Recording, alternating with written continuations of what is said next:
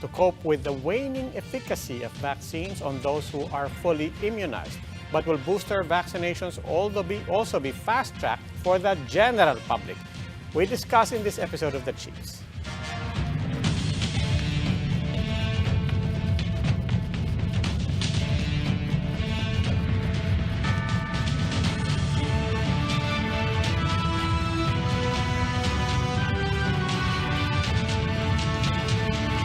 Welcome to The Chiefs. I'm Robbie Alampay. Also with us online, Ami Pamintuan of the Philippine Star, Lucy Cruz Valdez of News 5, and Ed Lingao of One News. Chiefs, good evening. Good evening. Happy Hump Day.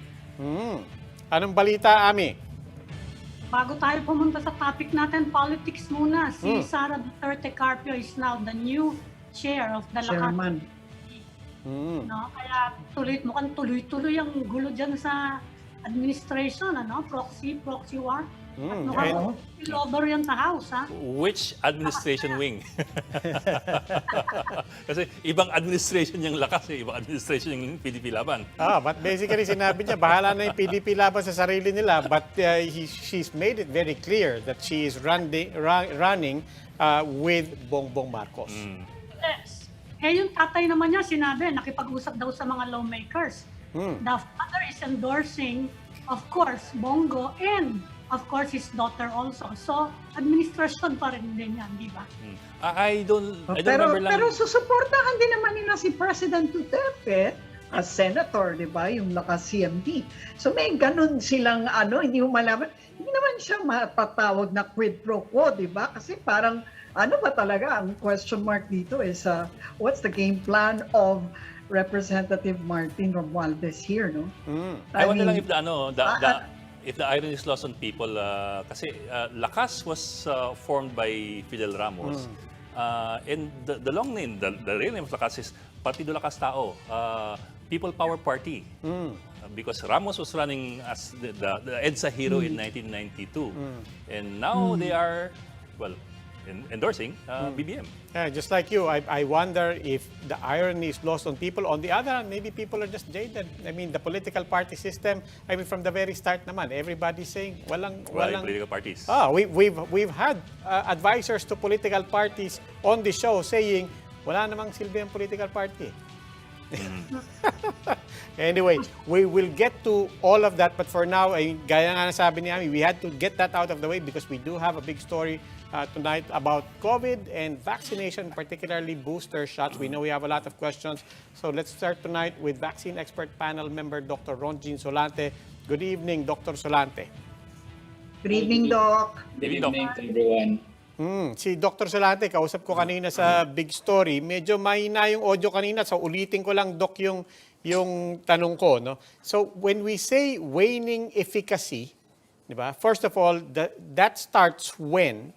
And then, gaano ka precipitous or ka-gradual yung waning? And magzi-zero ba yon at some point? Okay, so the waning usually starts yan on the third month after the dose 2. No? Andun yan sa mga data. It's a gradual decrease in the neutralizing antibody.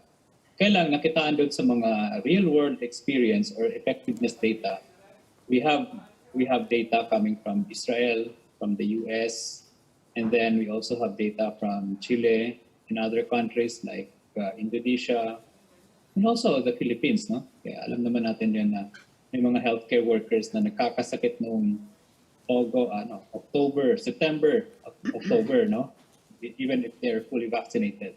So it's a gradual decrease in the protection coming from the vaccine. Once you give the vaccine, 3 months away, 4 months away, and doon nakikita on the 6th month, doon talaga tumatama yung infection na.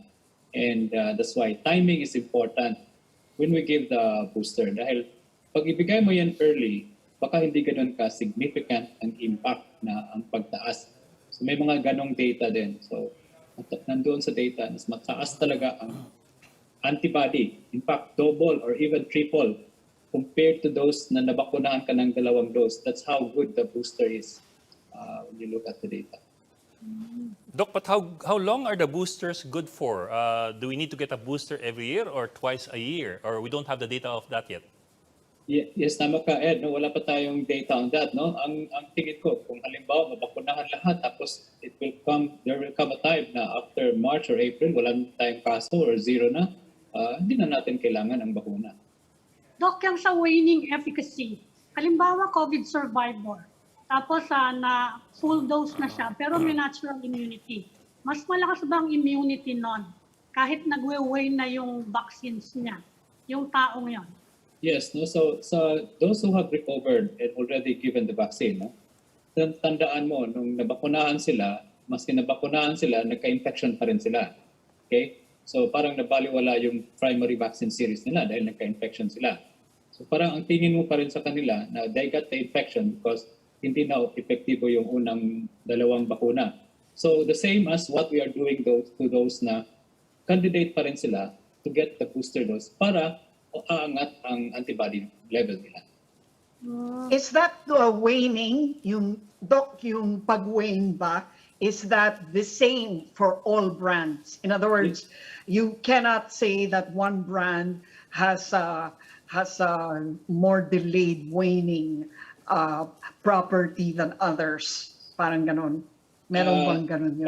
May mga data na mas nauna ang baba ng Sinovac, no? 3rd or 4th month, nakikita na natin yun.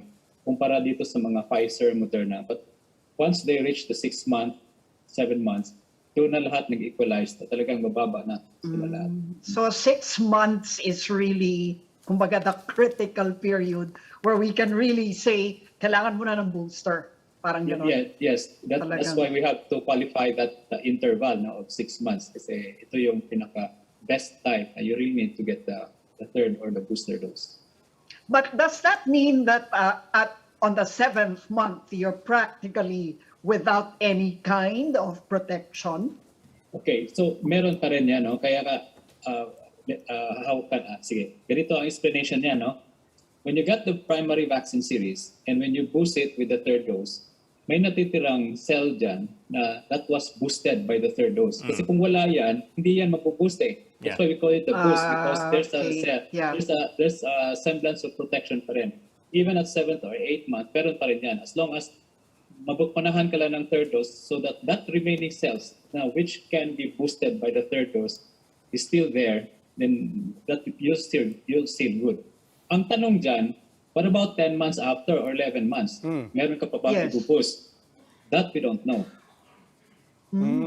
Kasi So that remains to be seen. That's why the opportunity of giving the 3rd or the booster should be observed within that at least 6 months. Kasi wala tayong data on the 10th. Baka talagang wala na yun. So wala ka nang i-boost noon.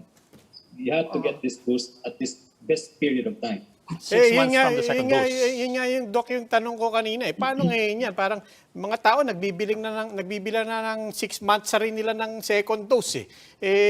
Paano yun? So if for example, my window for the 6 months ended, let's say, as early as September or October, pagkatapos ito... Or you got vaccinated in March. Di ba? Tapos ito, papasok na ako sa... 10th month na. Christmas season, and then, reopen economy. People are starting to plan na, baka pwede na tayo mag-travel, pwede na tayo mag-family get-together.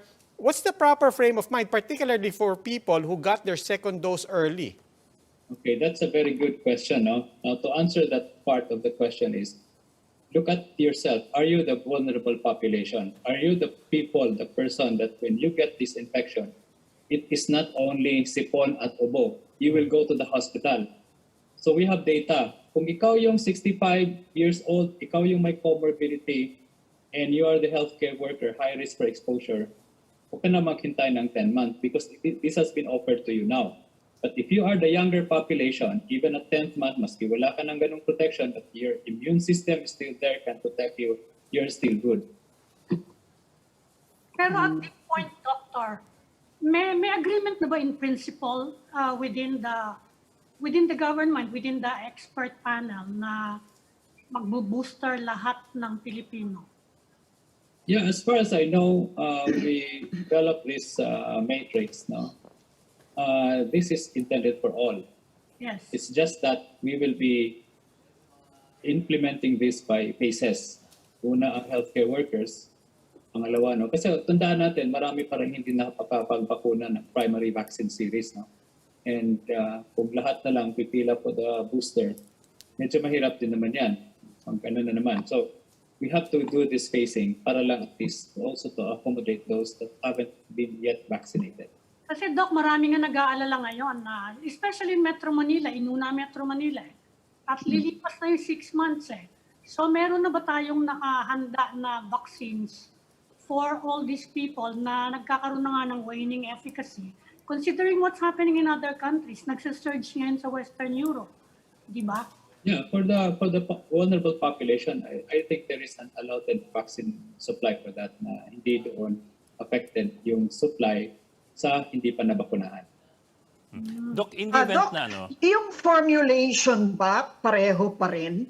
Or is this a stronger formulation meant to address the variants? Yes, it's the same, Luch, no? It's the same formulation kasi wala namang bagong formulation ngayon like pinatawag natin na variant-specific formulation. Wala pa yan, hindi pa yan, matagal pa yan darating dito sa atin. So it's the same formulations, just that you give the third dose of that and maganda naman ang data nila na it can boost. Doc, ang understanding ko sa inyo kanina, pag umabot ng 10 to 12 months, baka back to zero na yung I don't know, do you call them memory cells? Yung natitira na the cells that would be able to fight the virus. But at any rate, kung umabot ng 10 to 12 months at hindi ka pa nakakapag-booster, does that mean that you will have to undertake another round of primary doses, meaning 2 shots again? Unlike boosters na possibly once a year. Well, we don't know yet on how will that factor in, no? In our basta ang alam ko lang ngayon within at least 6 months, but dapat kung titingnan mo na yung mga vulnerable population, bakunahan yan. And I have this understanding na the next group of the vulnerable population from A1 until A3. Ilan bang A? 3, 4, 5. 5 ba yata? O 5. And then yung general population. That is already part of the phases of the booster. Yes, Doc. Tapos kasi, well, you did mention kanina na wala pa tayong data to tell us kung gaano katagal yung effectivity ng booster shots. And of course, we understand that. Pero kasi, I suppose, a point of concern din for most people, yung sinabi nyo kanina na by the 3rd month, yung primary dose mo, nag-i-start na mag-wane. So kumbaga, trial and error din tayo sa booster shots. Baka by 6 months, kailangan mo ulit mag-second booster shot, gano'n ba? So nakita kasi doon, Ed, no, na yung level is really higher than post-dose 2. Nung na-receive pa yung pangalawa, is really higher when you give the third. So kung titingnan mo yan, kung ang level niyan is high as double or 3 times, so it would also take longer. Okay. Mawawala siya. Okay. Okay. So your booster shots will really last longer than your primary shots. In Yes. other words. Okay. Doctor, I'll just digress a bit, no? Kasi nagkakagulo ang mga tao kung ano talaga yung dapat na policy on infants and toddlers sa malls. Bakit hindi magkaroon ng uniform na lang na, kasi ang inaano ng national government, bahala na daw yung LGU sa yung private sector. Why don't we come up with a uniform guideline na lang? Kung dapat ba silang isama doon dahil hindi daw nagmamasking, siyempre hindi pa pwedeng vaccination. Ano bang recommendation ng health sector?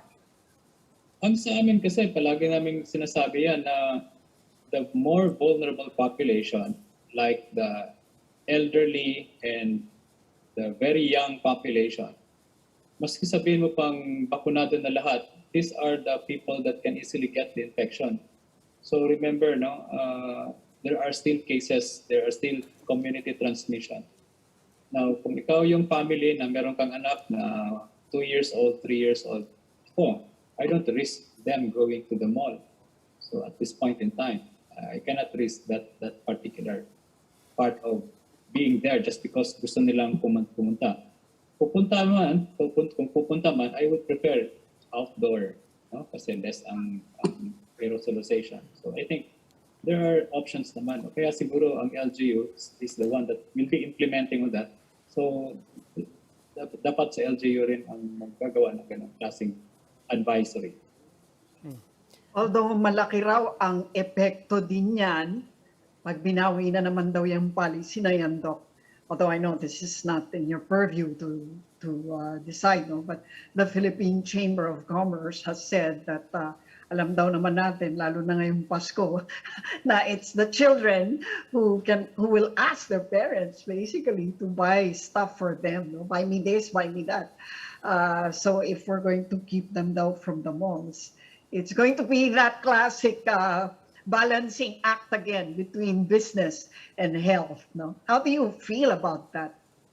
Yeah, I fully understand sa predicament din nila, no, sa situation. Pero kung ako as a health worker, as a doctor, and I know that my child, my 2-year-old child and 3-year-old child will be highly vulnerable when they go to the mall.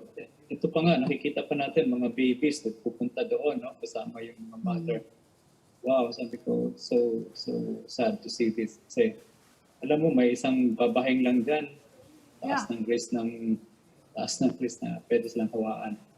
That's not what we want to happen, no? Kasi pag bata ka, hindi ka naman exempted doon sa severe, critical. Although sa data, masasabi natin na mas mataas pa rin yung severity sa mga adult, pero you're not exempted. You still can get the infection. We don't know what will happen. Doc, I want to ask about the process for rolling out the booster shots for the general public. Now, assuming that supply will not be an issue, assuming that there's enough supply for third booster shot, knowing what we know now, is there a better way to roll out booster shots, or are people basically, do people have to psych themselves for the exact same process as before? In other words, aantayin ko na tawagin ako ng LGU, aantayin ko dumating sa LGU namin, tapos magsasign up ako. Is there a better and more efficient way now, do you think, for us to roll out and make it as accessible and as quickly as possible? Ang sa akin dito, Robin, no, meron na kasi tayong master listing nito. Alam naman natin kung sino yung 65 years old and above. Alam natin kung sino itong mga comorbidities. No? So, I think kung sasabihin na ng LGU that they're qualified to get it, ang gusto ko lang, huwag na silang you have to list again, no? Kasi medyo matagal yan. You just go there and then just bring your vaccination card and have yourself vaccinated kasi you are already in that list. But is the supply still at that point that everything essentially still has to be centralized and coordinated through government, or do we see a potential bigger role for the private sector, for example, to basically just let the market play a role here? Well, if there will be private sector involvement here, and I think there will also be guidance from the Department of Health on the booster, no? If ever there will be one. Okay? So lahat naman dito, may dapat pa rin susunod pa rin tayo kung ano yung mga implementing guidelines. What I mean by this, no, ibig sabihin, kung ang booster is given to the vulnerable population based dito sa mga facilities na natin, tapos hindi pa pinapayagan ang mga private sector, then we have to follow that. The government will have that prerogative to initiate it, not the private sector. Doctor, i-klaro ko lang, for the boosters, 3 brand lang ba yung ina-administer? Okay, so isa-isahin natin, no? So like if you have Pfizer, Yes. you can have the homologous, which is a third dose of Pfizer, and you can also have the heterologous, which is a Moderna, and AstraZeneca. Okay, if you have Moderna, you can get also the homologous, which is Moderna as a third dose, or the option of getting Pfizer or an AstraZeneca. If you have Astra, you can get also the homologous of an Astra as a third dose or a Pfizer Moderna as the heterologous. So ito yung mga natin. So if you have Sinovac, either you have a homologous of a Sinovac or heterologous of a Pfizer, Moderna, or an AstraZeneca. So parang mas maraming options yung mga Sinovac. Parang gano'n, no? Yeah, yes. And what about Janssen? Sa Janssen naman, it's more of the heterologous. So either a Pfizer or a Moderna ang option. Okay. And then same as also with Sputnik. So sa Pfizer and a Moderna. So Eh- walang recommendation doon na homologous. Itong Makikita bagong mo yung nagka-EUA, I think Covovax just got its EUA. Anong mga pwedeng gamitin, anong pwedeng gawin sa Covovax? Okay, that's a good question. We don't have yet data on Covovax with what is the third dose of this, no? Because the Covovax is a different platform. It's a different platform. It's a protein subunit.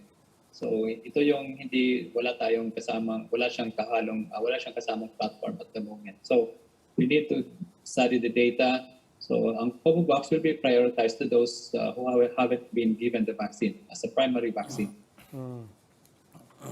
Basis ba yung claim ng Sinovac na mas magaling, mas efficacious daw para sa kanila? Of course, they will say it. Pero may basis ba scientific na kung yung booster nila ay Sinovac din? Yes. So meron talaga silang data, no? And we review that data. And in fact, yung booster nila, given at 6 months, the third dose of a Sinovac, yung antibody level na is 2 to 3 times higher than the primary vaccine series. So I think it's also a good option. If you're Sinovac and you are comfortable of getting a Sinovac because wala kang masyadong reaction, parang konti lang yung naramdaman mo, then get the Sinovac as a third dose. In general ba, would you recommend a homologous? In general, is it better? Both are better. Both are better. Oh. Ang nakikita lang natin sa heterologous, especially if you are given the mRNA, meron kang risk of high reactogenicity. What is that? No? Yung masakit ang injection site, myalgia, fever. So halimbawa, nabipunahan ka ng Sinovac and you're so comfortable getting the Sinovac, ay wala ko nga reaction. Ngayon kasi medyo maganda ang Pfizer daw. Yung pa-Pfizer ako. Huwag kang magulat kung nilagnat ka the next day or masakit yung katawan mo the next day because that's the reactogenicity because of Pfizer. Okay. Dr. Ronjin Solante, maraming salamat po. Dr. Solante is with the Vaccine Expert Panel. Ingat, Thank Doc. you and good night. Salamat po. Thank you, Doc. Please stay with us. We'll take a break. The Chiefs will be right back.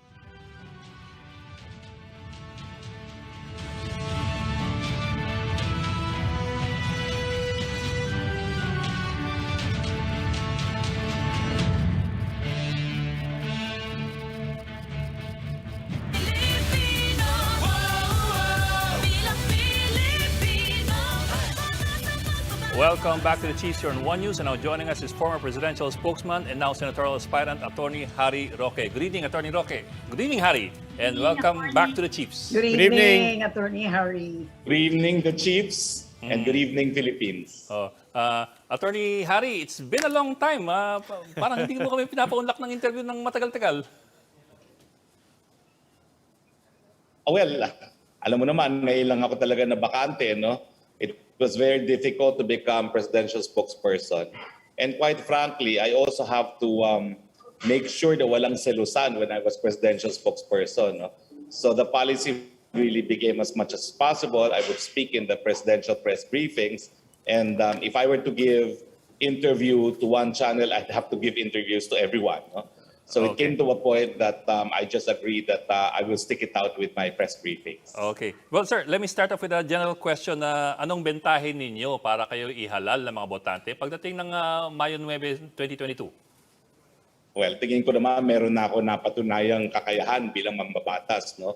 I was only a member of Congress for 18 months. And yet all the major social pieces of legislations were laws that I authored in the 17th Congress. This includes the universal health care, which was really my pet bill. And not only did I pass it on third and final reading in the House, I shepherded it also when it hit a stalemate in the Senate, no, by convening a meeting in Malacanang between the senators, the DOH, and all the stakeholders. No? There's also the free irrigation for small farmers, the free lunch for malnourished children, the national AIDS law, balik scientists, and even the free Wi-Fi. No? So I think I have proven track record as a legislator, and I think I have 221 more bills which I failed to enact into law, which should be enacted into law if I make it to the Senate. Dami na. Why did you file so late? What made you file so late? On the last day, actually, the day of substitution. Because I had to be true to my word that I will only run if Mayor Inday Sara runs. No, I would have preferred that she ran for president, but when she ran for vice president, I felt, well, to be true to my word as well, I'll join the political race. Now, Why I also was ran that? because Why did you have to? Yeah. Why did you have to make that commitment that you will run only if Sara Duterte runs? Because number one, I believe that she has the minimum qualities, no, to become a good leader in a national position, which is basically what Miriam Defensor Santiago, the founder of my party, said, no, honesty, integrity. Number two, I think she has a further benefit also from the policies that I would craft in the Senate. Mr. Roque, does that mean you'll also take on whoever Sara Connection is Duterte? very bad. No? One of the things we will do is to improve internet services. Mr. Roque, does that mean that you will also go by whoever Sara Duterte endorses or in this case runs with? I mean, who will you support for president? She's supporting, of course, Bongbong Marcos. Sino po ang presidente nyo? Nako, unfortunately, Bobby, I'm not able to understand you, no? Unfortunately, I cannot understand you. You're frozen in my screen. Attorney, tatanungin ko na rin yon kasi you belong to a party, Miriam Defensor Santiago's party, which is endorsing Sara for VP. Pero sino po yung presidente niya? Kasi I'm sure malapit din kayo kay Senator Bongo, who is being endorsed by President Duterte. While Mayor Sara today said Bongbong Marcos confirmed that he is running in tandem with Sara. Sino po yung susuportahan ninyo for president? Well, so far as the party is concerned, June Santiago, who is the party president, said that the executive committee will still have to meet on this. And I intend to be a good party man. I will go by the decision of the executive committee, although I will be a hypocrite if I were to say that I cannot support Senator Bongo because he was my colleague in the cabinet for a long time and one of the closest political allies that I have. No? So I have to be honest, regardless of the decision of the party, no, PRP, I think it would be very difficult for me not to support Senator Bongo. But what if your party supports, for example, BBM, Bongbong Marcos? What then would happen? Well, as I said, no, I think there was a reason for Senator Bongo to run. No? It's a very, very good reason for people like me. Okay. What does that mean? That you're ultimately supporting Bongo, Senator Bongo? Well, let's just say under the circumstance, I have to be true to my friends. And as of now, no, my personal choice is to actually support Senator Bongo and Mayor Sara for Vice President. Mr. Roque, I hope this is not too late to ask you. Now, officially, you're no longer spokesman for President Duterte, but given how all of you are candidates now, you're all supporting each other. Just a quick question. What did the President mean when he basically tagged Bongbong Marcos as a communist supporter? Fortunately, I can now say I'm no longer spokesperson. But Please ask Carlo Nograles. But sir, he made that statement when you were. I'm Yeah. free. But didn't he make that statement when you were still spokesman, or was it already past your I'm filing? sorry. Didn't he make that statement when you were still the spokesman, or was it past the filing of your COC already? He made it before he filed. Well, yeah, whatever I said before I filed, well, I'm no longer spokesperson. I have absolutely no authority to speak. I now have to refer you to CABSEC Carlo Nograles. Sige, okay. But do you have Let me any ask you as a idea lawyer what na that lang. might be? Ah. Yeah. Let me ask you as a I lawyer. could, but as I said, absolutely no authority to speak. And with sige. pleasure that I have no authority to speak. Okay, only speaking for yourself and speaking particularly as a Yeah. lawyer, do you think that Bongbong Marcos, having been convicted as a tax evader, do you think that the petition to cancel his candidacy has merit?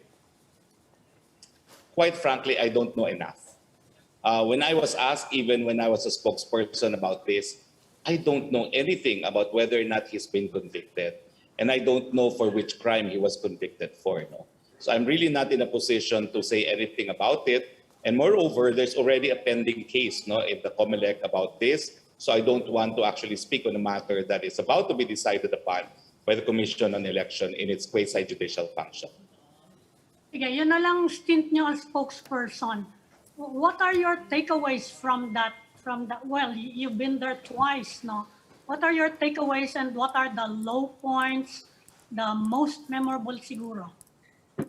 Well, I guess the highest point is everyone knows me. The lowest point is not everyone likes me. A whole lot of people did not like me when I was speaking for the president. No? Those who dislike the president dislike me even more. And I suppose people did not have the consciousness that I was doing a job, no? And that as presidential spokesperson, I really could not ventilate my personal opinions. But I think on issues, I have my legislative records to speak for itself. And so I felt I was confident that as far as my personal positions on different issues are concerned, I was very clear. No? But people simply could not comprehend that as presidential spokesperson, you are supposed to speak only for the president and ignore your personal opinions. Okay. That was the most important part. The fact that people could not appreciate that. Attorney Roque, speaking of people who do not like you, you mentioned a lot of credentials, as you said, and these are on your record, your track record. You mentioned healthcare, universal healthcare, a lot of things. I took note. You didn't mention human rights. I will say it out there. You did first get known as a human rights lawyer. You defended journalists. You defended civil society members. And yet fast forward into this, as you said, this very difficult job. A lot of people don't like you, and a lot of people are dismissing you as a former human rights lawyer. Fellow lawyers are calling you a disgrace. Your own alma mater, the University of the Philippines, your own high school opposed you and saying you are not fit at all for the ILC.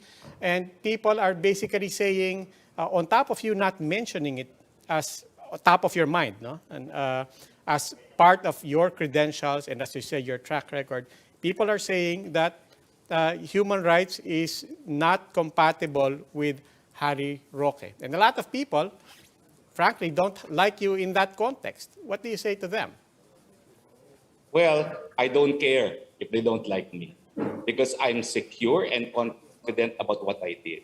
Do you think the ruling that I got from the Human Rights Committee that criminal libel is contrary to freedom of expression can be undone because I became a presidential spokesperson? Do you think the conviction that I procured against the Ampatuan clan could be reversed simply because I become a spokesperson? Do you think that the free medical services and the free medicines that we're enjoying now under universal health care, which is my bill, could be undone because I became a spokesperson? You do not cease to become a human rights defender, especially if you have become very successful at promoting and protecting human rights. So I repeat it, Robbie, they could hate me for what I did. I could not care less because my record speaks for itself. And tell me who amongst them can rival the achievements that I've had as a legislator and as a human rights defender. And I can look at Yes, sir. I can look at anyone in their eyes and say, that's a far, far and difficult task. Yeah, no? but And, it's, and that's it's, fair, it's, sir. I'm it's- not bothered. yeah, but I it's, don't have any insecurities. I don't have to be liked by people. I know what I did, and I'm confident that I made a difference in the promotion and protection of human rights. I'm with you in hoping that none of those things that you mentioned could be undone. But the things that you achieved is one thing. And the things that people attribute to you over the past 5 years is another thing. For example, you're defending the president, you keep saying it's just a job, but you are the legal mind. And everybody, you said that at the very start, that, as a human rights lawyer, I hope to be a voice of reason when I'm in this government. And therefore, you did have the president's ear. So you ask, what can be undone? Can the exit from the International Criminal Court be undone? Can your defense of how the war on drugs was conducted and the president's frankly very clear disdain for the free press and the impact that has had on the sense of safety and security of journalists, human rights defenders, civil society, even your fellow lawyers, can any of that be undone? Well, Robbie, let me clarify first, because he also said that my school repudiated me. Excuse me. Read the UP Charter. Only the University Council and the Board of Regents can speak on behalf of the university. The fact that some of our alumni spoke against me should not be taken to mean that the university itself repudiated me. I will refer you to the UP Charter on that. Okay? Number two, can the Rome Statute be undone? Of course. In fact, if I succeed in my political career, then one of the platforms I will stand on is perhaps we should return to the ICC, but after reforms. Because let me tell you this, 54 countries of the African Union have signed a unanimous resolution saying that they will all withdraw from the International Criminal Court because the International Criminal Court has failed in its goal to deliver universal justice. Instead, it has resorted to selective justice. And that's a fact. 54 countries of the African Union. Considering there's only 123 countries in the ICC, if the 54 countries in fact leave, you will have less than 60 or 70 countries left in the ICC, which also highlights the fact that leaving the ICC should not be an issue at all, because all sovereign states under the treaty are in fact given the prerogative to leave the ICC. And the president is not alone in his decision. 54 other countries have agreed with the president. So it can be undone because nothing is etched in stone. If reforms are instituted in the ICC, and I found myself defending the ICC before the African Union, if we could implement the reforms that we have in mind, then certainly, perhaps that will in fact be the reason for more countries to join the ICC. Take note that the United States, Russia, and China have never become members of the ICC. So let's not put too much importance on the fact that the Philippines left the ICC, since only a simple majority of the world have joined the ICC.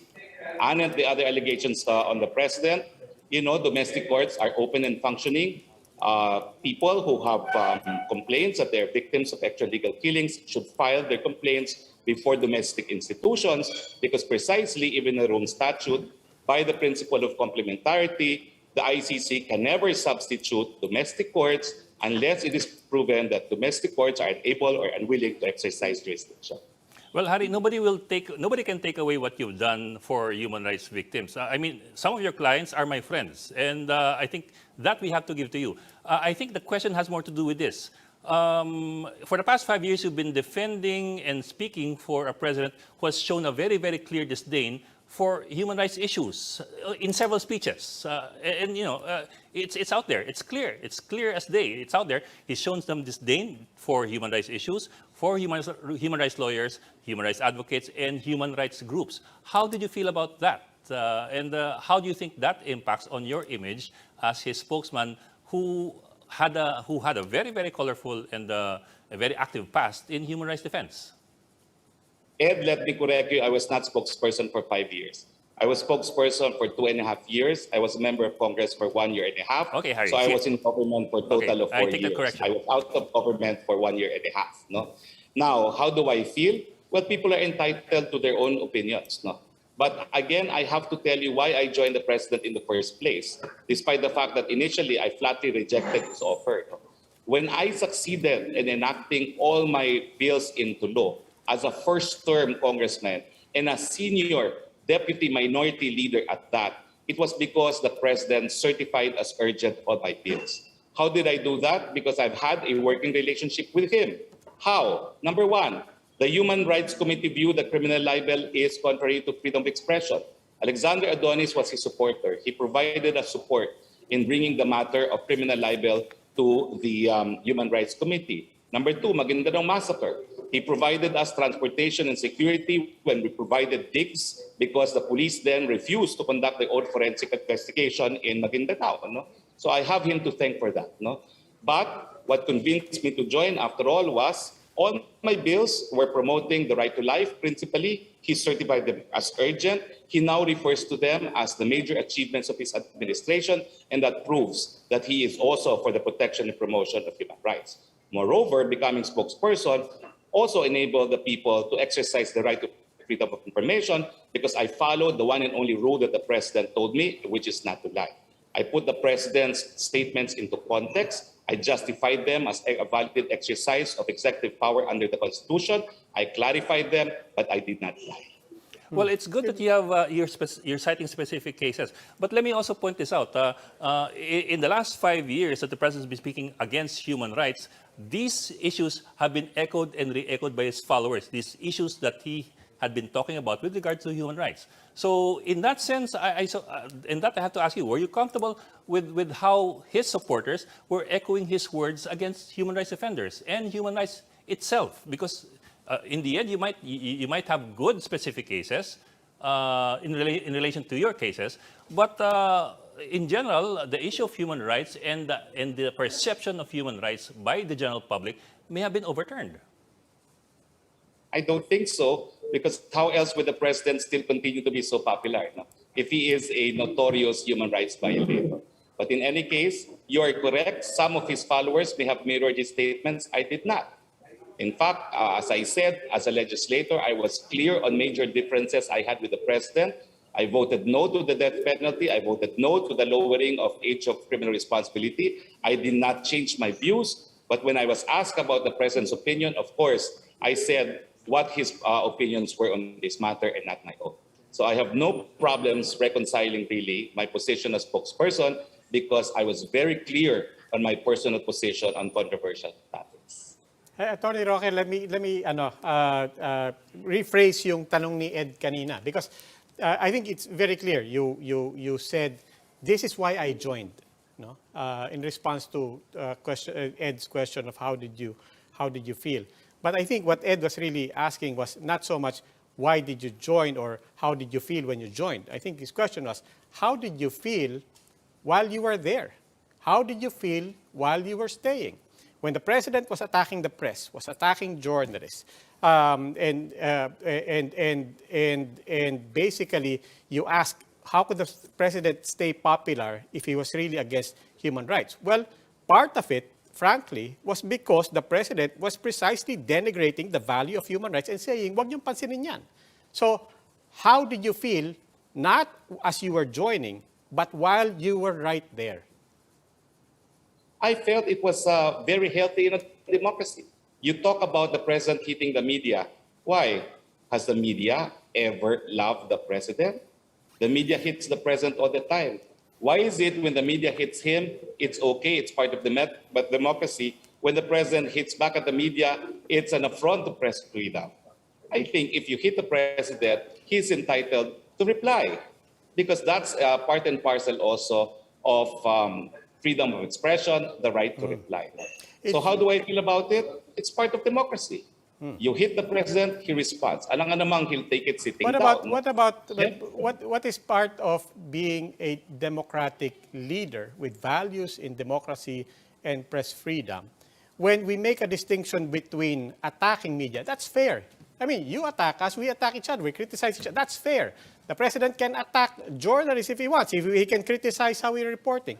But when the president attacks the very concept and the very value of human rights and press freedom and democracy, that's different, you will agree, from from criticizing reportage and coverage, especially coming from a democratically elected and what we would hope to be a moral leader of the country? Well, in the first place, you have, I think, the wrong conclusion that he's attacking institutions. He does not. He will not have survived more than 30 years in politics if he does not know how to deal with the media. He's the best PR for himself. He's the best spokesperson for himself. And that's why my rule was, if he has spoken, I don't add, I don't subtract. I could clarify, put things in contract, but never add or subtract. No? So I think you're wrong there, quite frankly. Well, no? let And I me will try to... disagree that he attacked the media because, as I said, no, he has never filed a libel suit in his own life. He refuses to file a libel suit because he knows it's part and parcel of public life. So he obviously, as a lawyer, has known about the jurisprudence that those in government should not be onion skin. And quite frankly, the kind of criticism hurled against him are types of criticisms that other despots would probably invoke as grounds for the exercise of extraordinary powers. But he has taken them in stride. What more do you want? Harry, I think, no, while you say that he has never filed any libel case, he's never, et cetera, I think that what stands out as far as press freedom would be ABS-CBN. And while you can say that this was a franchise issue and that it was Congress that initiated it, I think it'll be very difficult to believe that had he not influenced it somehow, that ABS-CBN would still be here. How did you feel while that was going on? Did you not feel that that was a pretty strong statement of influence over his perceived critics, i.e. the press? You know, let me tell you for the first time, I succeeded 3 times in convincing the president to just ignore the issue of ABS-CBN. But let me reiterate first, you cannot dismiss the fact that it is the Constitution itself, the people through the Constitution, that says that all broadcast media must get a legislative franchise from Congress. And whether or not the president has influenced Congress, the fact remains that primary jurisdiction to award these franchises remain with ABS-CBN, with Congress. But actually, in my position as a spokesperson, of course, I've had to advise him to allow ABS-CBN, no? But it was not within his power. And actually succeeded even to get his consent to communicate to members of Congress that it is okay for them to vote according to their conscience, which I did mention.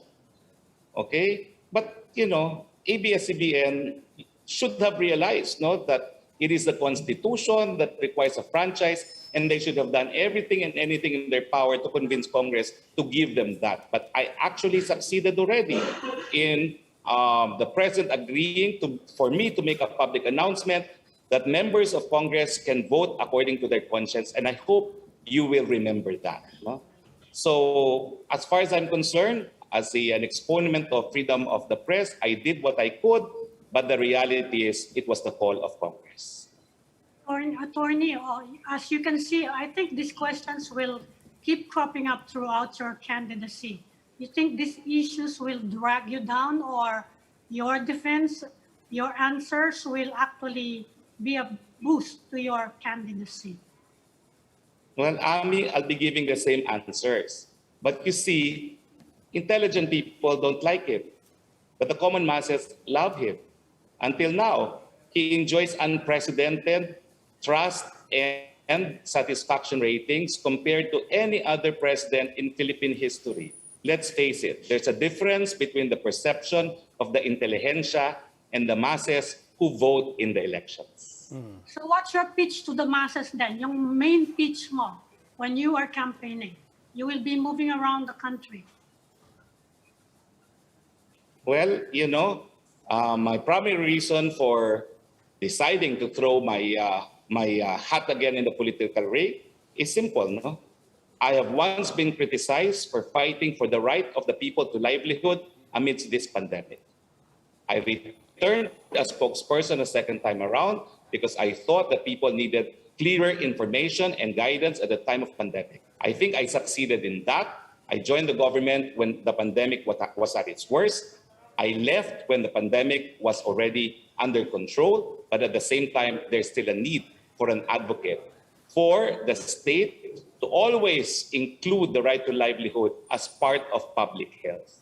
If you recall, some people attempted to use that issue against me, but after that leaked video was shown to the public, what happened to my conversion rate? It doubled without me doing anything. It was the video that did the talking for itself, because they know finally that there was someone in the IATF who was actually fighting for the right of the people to engage in their livelihood amidst the time of pandemic.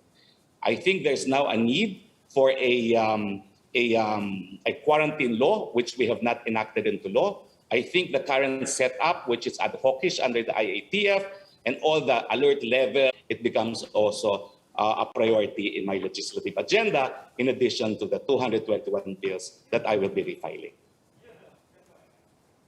Okay.